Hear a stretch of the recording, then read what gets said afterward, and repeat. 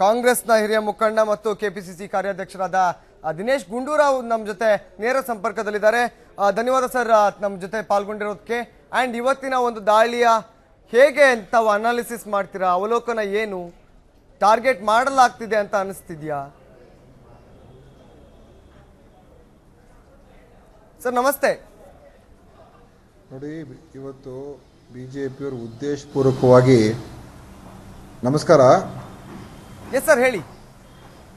ಭಾರತೀಯ ಜನತಾ ಪಕ್ಷ ಉದ್ದೇಶಪೂರ್ವಕವಾಗಿ ಇವತ್ತು ಈ ಪ್ರಕ್ರಿಯೆಗಳೆಲ್ಲ ಮಾಡ್ತಾ ಇರ್ತಕ್ಕಂಥದ್ದು ದೊಡ್ಡ ಒಂದು ಪಿತೂರಿ, ಒಂದು ಸಂಚಿದು. ಯಾಕೆಂದರೆ ಗುಜರಾತ್ನಲ್ಲಿ ಹೇಗಾದರೂ ಮಾಡಿ ರಾಜ್ಯಸಭಾದಲ್ಲಿ ಅಹಮದ್ ಪಟೇಲ್ ಅವರನ್ನು ಸೋಲಿಸಬೇಕು ಅಂತ ಅದು ಎಲ್ಲ ರೀತಿಯ ಪ್ರಯತ್ನವನ್ನು ಅಲ್ಲಿ ಮಾಡ್ತಾ ಇದ್ದಾರೆ. ಅದೇ ರೀತಿ ಆ ಶಾಸಕರುಗಳನ್ನು ಇಲ್ಲಿ ಕರ್ನಾಟಕ ಬಂದಾಗ ಅವರನ್ನು ಇಲ್ಲಿ ನಮ್ಮ ಸಚಿವರಾದಂಥ ಶಿವಕುಮಾರ್ ಅವರು ಮತ್ತು ನಮ್ಮ KPCCಯ ಕಾರ್ಯದರ್ಶಿಗಳು ಎಲ್ಲರೂ ಕೂಡ ಅವ್ರ ಜೊತೆಯಲ್ಲಿ ಆ ಶಾಸಕರುಗಳನ್ನು ನಾವು ಆತಿಥ್ಯವನ್ನು ಮಾಡ್ತಕ್ಕಂಥ ಒಂದು ಕೆಲಸವನ್ನು ಮಾಡಿದಾಗ ಶಿವಕುಮಾರ್ ಅವರನ್ನು ಕೂಡ ಒಂದು ರೀತಿ ಈ ಒಂದು ಪ್ರಕ್ರಿಯೆಯಲ್ಲಿ ಹೆದರಿಸಬೇಕು. ಅವ್ರಿಗೆ ನೀವು ಇಂಥ ಸಹಕಾರ ಕೊಡಬಾರ್ದು, ನೀವೆಲ್ಲೂ ಕೂಡ ಇರಬಾರ್ದು ಅಂತ ಹೇಳಿ ಅವರನ್ನು ಕೂಡ ಬೆದರಿಕೆ ಹಾಕುವಂಥ ರೀತಿಯಲ್ಲಿ ಮಾಡಿದ್ದಾರೆ. ಗುಜರಾತಿನ MLAs ಕೂಡ ಒಂದು ರೀತಿ ನೀವೇನಾದರೂ ಈ ಥರ ಇದ್ದರೆ ನೀವು ವಾಪಸ್ ಬರ್ತೀರ ಗುಜರಾತ್ಗೆ, ನಿಮ್ಮನ್ನು ನೋಡ್ಕೊಳ್ತೀವಿ, ನಿಮ್ಮನ್ನು ನಾವು ಬಿಡೋದಿಲ್ಲ ಅಂತ ಸಂದೇಶವನ್ನು ಕೊಡ್ತಕ್ಕಂಥ ಎಲ್ಲವೂ ಕೂಡ ವಿರೋಧ ಪಕ್ಷಗಳನ್ನು ಮುಗಿಸ್ಬೇಕು, ವಿರೋಧ ಪಕ್ಷದ ರಾಜಕಾರಣಿಗಳನ್ನು ಕೆಟ್ಟೆಸರು ತರ್ತಕ್ಕಂಥ ರೀತಿಯಲ್ಲಿ ಮಾಡಬೇಕು. ಮತ್ತು ಈ ದೇಶದಲ್ಲಿ ಈ ರೀತಿಯಾದಂಥ ಒಂದೇ ಪಕ್ಷದ ಆಡಳಿತವನ್ನು ನಡೆಸ್ತಕ್ಕಂಥದ್ದಕ್ಕೆ ವಿರೋಧ ಪಕ್ಷದ ರಹಿತವಾದಂಥ ದೇಶದಲ್ಲಿ ವ್ಯವಸ್ಥೆ ನಿರ್ಮಾಣ ಮಾಡ್ತಕ್ಕಂಥದ್ದಕ್ಕೆ ದೊಡ್ಡ ಕಾನ್ಸ್ಪಿರಸಿ. ಅದು ಇದು ನಮ್ಮ ಮುಖದ ಮೇಲೆ ಕಾಣುವಂಥ ಒಂದು ವಿಚಾರ ಇದು. ಎಸ್, ಅಂದ್ರೆ ಈಗ ಮುಖ್ಯವಾದ ಪ್ರಶ್ನೆ ಇಲ್ಲಿದ್ದಿರೋದು ಅದೇನೆ. ಏನಂದ್ರೆ ಪ್ರಜಾಪ್ರಭುತ್ವ ರಾಷ್ಟ್ರದಲ್ಲಿ ವಿರೋಧ ಪಕ್ಷವೇ ಇಲ್ಲದಂತಹ ಒಂದು ವಾತಾವರಣವನ್ನು ಸೃಷ್ಟಿ ಮಾಡಿದ್ರೆ ಏನಾಗ್ಬೋದು ಪ್ರಜಾಪ್ರಭುತ್ವದ ಕಥೆ, ಮತ್ತು ಮುಂದಿನ ದಿನಗಳಲ್ಲಿ ಭಾರತದ ಭವಿಷ್ಯಕ್ಕೆ ಯಾವ ರೀತಿಯಾದಂತ ಪೆಟ್ಟು ಬೀಳುತ್ತೆ ಅವರ ಇವತ್ತಿನ ಒಂದು NDA ಆಟಿಟ್ಯೂಡ್ ಇಂದ ಅಂತ?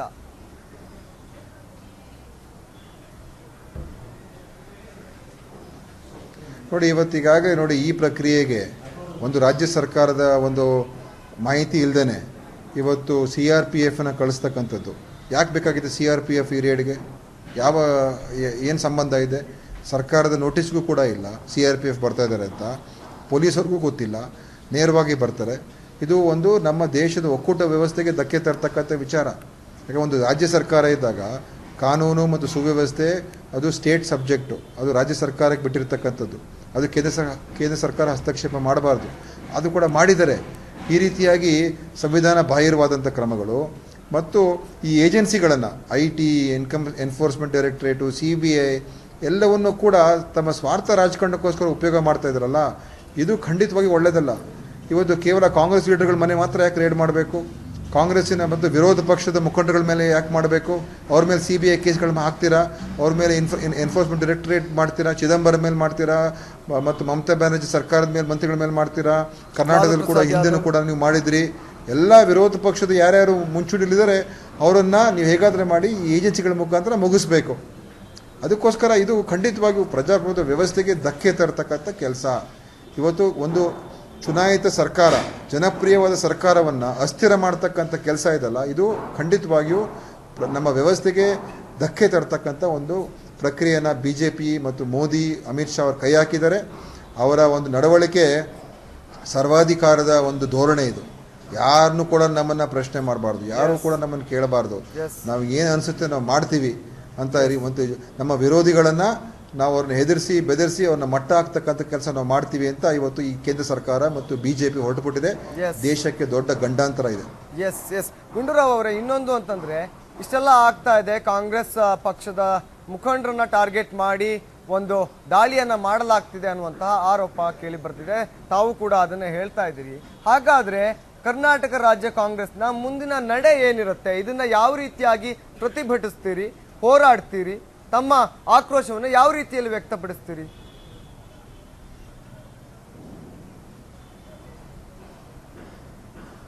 ನೋಡಿ, ಇದು ಕರ್ನಾಟಕದ ಸರ್ಕಾರಕ್ಕೆ ಮತ್ತು ಕರ್ನಾಟಕ ರಾಜ್ಯಕ್ಕೆ ಅಗೌರವ ತರ್ತಕ್ಕಂಥ ಕೆಲಸ ಇವತ್ತು ಪ್ರತಿ ಹಂತದಲ್ಲೂ ಕೂಡ BJP ಮಾಡ್ತಾ ಇದ್ದಾರೆ. ಇದನ್ನು ನಾವು ಜನರ ಮುಂದೆ ಹೇಳ್ತೀವಿ. ಯಾವುದೇ ವಿಚಾರ ನೀವು ತೆಗೆದುಕೊಳ್ಳಿ, ಇವತ್ತು ಕನ್ನಡ ಭಾಷೆ ಬಗ್ಗೆ ತಗೊಂಡಾಗ BJP ನಮಗೆ ಸಹಕಾರ ಕೊಡ್ತಾ ಇಲ್ಲ. ಕನ್ನಡ ಧ್ವಜದ ಬಗ್ಗೆ ಮಾತಾಡಿದಾಗ ಬಿ ಜೆ ಪಿ ಮುಖಂಡರುಗಳು ಬಿ ಜೆ ಪಿ ಸಹಕಾರ ಕೊಡ್ತಾ ಇಲ್ಲ. ನಮ್ಮ ನದಿಗಳ ವಿಚಾರ, ಮಹದಾಯಿ, ಕಾವೇರಿ, ಕೃಷ್ಣ ಇಂಥ ವಿಚಾರಗಳು ಬಂದಾಗ ಕೇಂದ್ರ ಸರ್ಕಾರ ಬಿ ಜೆ ಪಿಯವರು ನಮಗೆ ಯಾವುದೇ ರೀತಿ ಸಹಕಾರ ಕೊಡ್ತಾ ಇಲ್ಲ. ಬರಗಾಲ ಸಮಸ್ಯೆ ಬರ್ತದೆ, ನಮಗೆ ಸರಿಯಾದ ಒಂದು ಪರಿಹಾರ ಕೊಡ್ತಾ ಇಲ್ಲ. ಎಲ್ಲ ಹಂತದಲ್ಲೂ ಕೂಡ ಇವತ್ತು ಕೇಂದ್ರ ಸರ್ಕಾರ ಮತ್ತು ಭಾರತೀಯ ಜನತಾ ಪಕ್ಷ ಕರ್ನಾಟಕಕ್ಕೆ ಅಗೌರವವನ್ನು ನೀಡ್ತಕ್ಕಂಥ, ಕರ್ನಾಟಕವನ್ನು ನಿರ್ಲಕ್ಷ್ಯ ಮಾಡ್ತಕ್ಕಂಥ ಕೆಲಸ ಮಾಡ್ತಾ ಇದ್ದಾರೆ. ಮತ್ತು ಇವತ್ತು ಒಂದು ಚುನಾಯಿತ ಸರ್ಕಾರವನ್ನು ಈ ರೀತಿಯಾದಂಥ ಒಂದು ವಾಮ ಮಾರ್ಗದ ಮುಖಾಂತರ ಕೆಟ್ಟೆಸು ತರ್ತಕ್ಕಂಥ ಪ್ರಯತ್ನ, ನಮ್ಮ ಸಚಿವರುಗಳನ್ನು ಈ ರೀತಿಯಾಗಿ ಹೆದರಿಸತಕ್ಕಂಥ ಒಂದು ಮಾಡುವಂಥ ಪ್ರಯತ್ನ ಇದೆಲ್ಲ ಜನರಿಗೆ ಹೇಳ್ತೀವಿ ನಾವು. ನಮ್ಮ ಜನರೇ ಸ್ವಾಭಿಮಾನಿಗಳಿದ್ದಾರೆ ಕರ್ನಾಟಕದ ಜನ. ಇವತ್ತು ಯಡಿಯೂರಪ್ಪನವ್ರಿಗೆ ಮತ್ತು ಈಶ್ವರಪ್ಪನವ್ರಿಗೆ, ಶೋಭಾ ಕರಂದ್ಲಾಜೆ ಅವ್ರಿಗೆ ಜನರ ಹತ್ರ ಹೋಗೋದಕ್ಕೆ ಧ್ವನಿ ಇಲ್ಲ, ಯಾಕಂದರೆ ಅವರೆಲ್ಲ ಕಳ್ಕೊಂಡ್ಬಿಟ್ಟಿದ್ದಾರೆ. ಅದಕ್ಕೋಸ್ಕರ ಈ ಸರ್ಕಾರಕ್ಕೆ ಕೆಟ್ಟ ಸತ್ತು ಹೇಗೆ ತರಬೇಕು ಅಂತ ಅವ್ರಿಗೆ ಅರ್ಥ ಆಗ್ತಾ ಇಲ್ಲ. ಅದಕ್ಕೆ ಇವತ್ತು ಸುಮ್ಮನೆ ಕೂತ್ಕೊಂಡವರು ಕೇಂದ್ರ ಸರ್ಕಾರಕ್ಕೆ ಹೇಳ್ಬಿಟ್ಟಿದ್ದಾರೆ, ನೀವು ಇದೆಲ್ಲ ಏನಾದರೂ ಮಾಡಿ ಈ ಕಾಂಗ್ರೆಸ್ಸನ್ನು ಸೋಲಿಸಬೇಕಾದ್ರೆ ಇಂಥ ಪ್ರಯತ್ನ ಮಾಡಿದ್ರೆ ಮಾತ್ರ ಸಾಧ್ಯ ಅಂತೇಳಿ ಹೊರಟುಬಿಟ್ಟಿದ್ದಾರೆ. ಅದಕ್ಕೆ ಅವ್ರು ಏನಾದರೂ ಪ್ರಯತ್ನ ಮಾಡಲಿ, ನಾವು ಯಾರೂ ಕೂಡ ಎದೆಗುಂದತಕ್ಕಂಥ ಪ್ರಶ್ನೆ ಬರೋದಿಲ್ಲ. ನಾವು ಧೈರ್ಯವಾಗಿ ಎದುರಿಸ್ತೀವಿ. ನಮ್ಮ ಮಂತ್ರಿಗಳು ಯಾವುದೇ ತಪ್ಪು ಮಾಡಿಲ್ಲ, ಇದುವರೆಗೂ ಒಂದು ಹಗರಣ ಆಗಿಲ್ಲ ಈ ಸರ್ಕಾರದಲ್ಲಿ, ಯಾವ ಭ್ರಷ್ಟಾಚಾರದ ಆರೋಪಗಳು ಕೂಡ ನಮ್ಮ ಮಂತ್ರಿಗಳ ಮೇಲಿಲ್ಲ. ಹಿಂದಿನ BJP ಸರ್ಕಾರ ಇದ್ದಂಥ ಇವತ್ತು ಏನಿದ್ದಾರೆ ಅವ್ರ ಮೇಲೆ ಆದಂಥ ಘಟನೆಗಳ ಬಗ್ಗೆ ನಾನೇನು ಹೇಳೋದು ಬೇಕಾಗೇ ಇಲ್ಲ. ಆದರೆ ನಾವು ಇದನ್ನು ಜನರ ಮುಂದೆ ತೊಗೊಂಡು ಹೋಗ್ತೀವಿ. ಇಂಥ ಒಂದು ಕೇಂದ್ರ ಸರ್ಕಾರ ನಮಗೆ ಬೇಕಾ? ಇಂಥ ಒಂದು BJP ನಮಗೆ ಬೇಕಾ? ನಮ್ಮ ರಾಜ್ಯಕ್ಕೆ ಅಗೌರವ ಮಾಡ್ತಕ್ಕಂಥ, ಜನರ ಒಂದು ಚುನಾಯಿತ ಸರ್ಕಾರವನ್ನು ಹತ್ತಿಕ್ಕಲು ಮಾಡ್ತಾ ಇರ್ತ ಷಡ್ಯಂತ್ರ ಜನರಿಗೆ ತಿಳಿಸ್ತಕ್ಕಂಥ ಕೆಲಸ ನಾವು ಮಾಡ್ತೀವಿ. ಈಗಾಗಲೇ ಇವತ್ತು ಕೂಡ ಕೆಲವರೆಲ್ಲ ಪ್ರೊಟೆಸ್ಟ್ ಮಾಡಿದ್ದಾರೆ. ಮುಂದೆ ಇದೆಲ್ಲ ವಿಚಾರಗಳನ್ನು ರಾಜ್ಯದ ಉದ್ದಗಲಕ್ಕೂ ಕೂಡ ರಾಹುಲ್ ಗಾಂಧಿಯವರು ಕೂಡ 12ನೇ ತಾರೀಕು ಬರ್ತಾ ಇದ್ದಾರೆ. ರಾಯಚೂರಿಗೆ ದೊಡ್ಡ ಸಮಾವೇಶ ಮಾಡ್ತಾ ಇದ್ವಿ. 9ನೇ ತಾರೀಕು ಕ್ವಿಟ್ ಇಂಡಿಯಾ ಚಳುವಳಿಯ ದೊಡ್ಡ ಕಾರ್ಯಕ್ರಮ ಮಾಡ್ತಾ ಇದ್ವಿ. ಎಲ್ಲ ವಿಷಯಗಳನ್ನು ನಾವು ಜನರ ಮುಂದೆ ಇಡ್ತೀವಿ.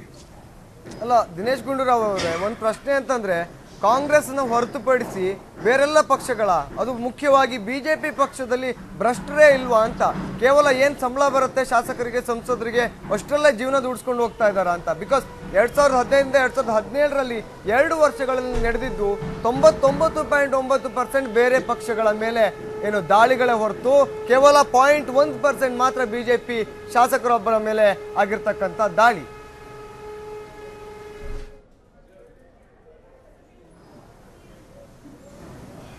ಅದೇ ಇವತ್ತು ಖಂಡಿತ ನೀವು ಹೇಳಿದ್ರಲ್ಲ, BJP ಪಕ್ಷರು ಒಬ್ಬರು ಭ್ರಷ್ಟರು ಯಾರೂ ಇಲ್ಲ. ಯಡಿಯೂರಪ್ಪನವರಂಥ ಸ್ವಚ್ಛ ರಾಜಕಾರಣಿ, ಈಶ್ವರಪ್ಪ ಅವರಂಥ ಸ್ವಚ್ಛ ರಾಜಕಾರಣಿ, ಶಿವರಾಜ್ ಸಿಂಗ್ ಚೌಹಾಣ್ ಮತ್ತು ರಮನ್ ಸಿಂಗು, ವಸುಂಧರಾ ರಾಜೇ ಸಿಂಧ್ಯಾ ಇವರೆಲ್ಲ ಭಾಳ ಸ್ವಚ್ಛ ರಾಜಕಾರಣಿಗಳು. ಯಾರೂ ಒಂದು ತಪ್ಪು ಮಾಡಿಲ್ಲ, ಒಂದು ರೂಪಾಯಿನೂ ಕೂಡ ಅವರೇನು ಅವ್ಯವಹಾರ ಮಾಡಿಲ್ಲ.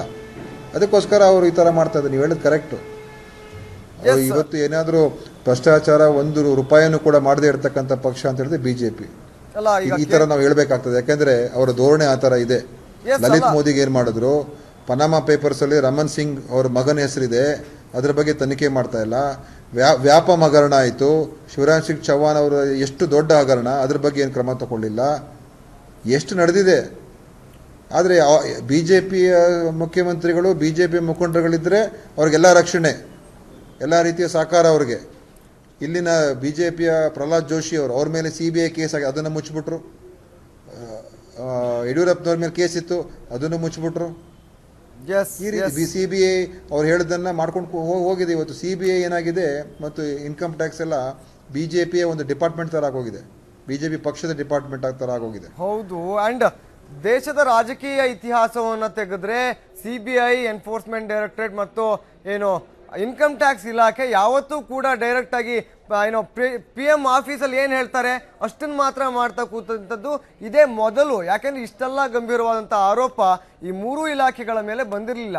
CBI ಮೇಲೊಂದು ಸ್ವಲ್ಪ ರೀತಿಯಾದಂಥ ಆರೋಪ ಇತ್ತು, ಆದರೆ ಜಾರಿ ನಿರ್ದೇಶನಾಲಯ ಮತ್ತೆ ಇನ್ಕಮ್ ಟ್ಯಾಕ್ಸ್ ಮೇಲೆ ಇರಲಿಲ್ಲ. ಬಟ್ ಈಗ ಅದು ಆಗ್ತಾ ಇದೆ. ಈ ಹಿಂದೆ ಕೂಡ ಏನು ಕಾಂಗ್ರೆಸ್ ಇದ್ದ ಸಂದರ್ಭದಲ್ಲಿ UPA ಗೌರ್ಮೆಂಟ್ ಇದ್ದಾಗ UPA ಕೂಡ ಬೇರೆ ಪಕ್ಷಗಳನ್ನ ಹತ್ತಿಕ್ಕಲು ಇಂಥ ಒಂದು ಅಸ್ತ್ರಗಳನ್ನ ಬಳಸ್ಬೋದಿತ್ತು, ಆದರೆ ಮಾಡಲಿಲ್ಲ. ಈಗ ಯಾಕೆ ಈ ರೀತಿಯಾದಂತಹ ದುಸ್ಸಾಹಸಕ್ಕೆ NDA ಕೈ ಹಾಕ್ತಿದೆ ಗುಂಡೂರಾವ್ ಅವರೇ?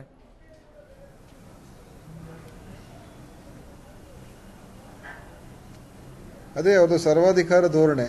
ಹೇಳೋದಲ್ಲ ಮೊದಲೇ ನಾನು, ಈ ದೇಶದಲ್ಲಿ ಒಂದೇ ಧರ್ಮ, ಒಂದೇ ಭಾಷೆ, ಒಂದೇ ನಾಯಕ, ಒಂದೇ ಪಕ್ಷ ಮತ್ತು ಇದರಲ್ಲಿ ಒಂದೇ ಸಂಸ್ಕೃತಿ ಇರಬೇಕು ಅಂತ ಹೊರಟಿರ್ತಕ್ಕಂಥವ್ರು. ಅದಕ್ಕೆ ಅವ್ರದ್ದೆಲ್ಲ ಇವತ್ತು ಎಲ್ಲರೂ ಅವ್ರ ವಿರೋಧಗಳು ಯಾರಿದ್ದಾರೆ ಎಲ್ಲರನ್ನು ಕೂಡ ಮುಗಿಸಕ್ಕೆ ಹೊರಟಿದ್ದಾರೆ. ಆದರೆ ನಮ್ಮ ದೇಶ ಅಷ್ಟು ಸುಲಭವಾಗಿ ಯಾರು ಈ ರೀತಿಯಾದಂಥ ವ್ಯವಸ್ಥೆಗೆ ಅವಕಾಶ ಕೊಡೋದಿಲ್ಲ. ಖಂಡಿತವಾಗಿ ಜನ ಇದೆಲ್ಲ ಗಮನಿಸ್ತಾ ಇದ್ದಾರೆ. ಸರಿಯಾದ ಸಮಯಕ್ಕೆ ಸರಿಯಾದ ಉತ್ತರವನ್ನು ಕೊಡ್ತಕ್ಕಂಥ ಆ ಸಾಮರ್ಥ್ಯ ನಮ್ಮ ದೇಶದ ನಮ್ಮ ರಾಜ್ಯದ ಜನತೆಗಿದೆ ಅಂತ ನನಗೆ ಪೂರ್ತಿ ವಿಶ್ವಾಸ ಇದೆ.